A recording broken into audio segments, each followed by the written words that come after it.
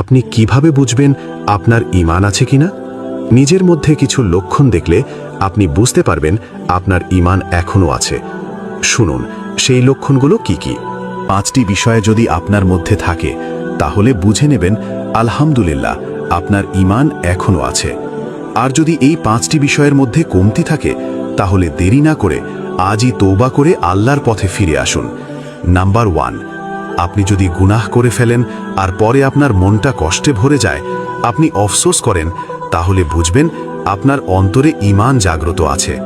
Number 2, যদি কখনো নামাজ মিস করেন আর আপনার মন হয় আজ কিছু একটা খুব গুরুত্বপূর্ণ মিস হয়ে গেছে, তাহলে বুঝবেন এটা ঈমানের শক্তিশালী আলামত।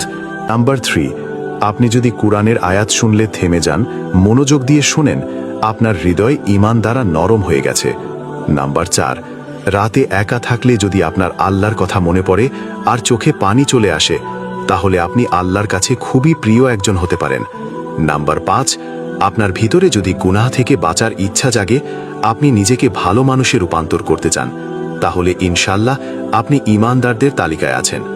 ভাই, যদি এই 5টি লক্ষণ আপনার মাঝে থাকে, আলহামদুলিল্লাহ আপনি একজন সৌভাগ্যবান মানুষ।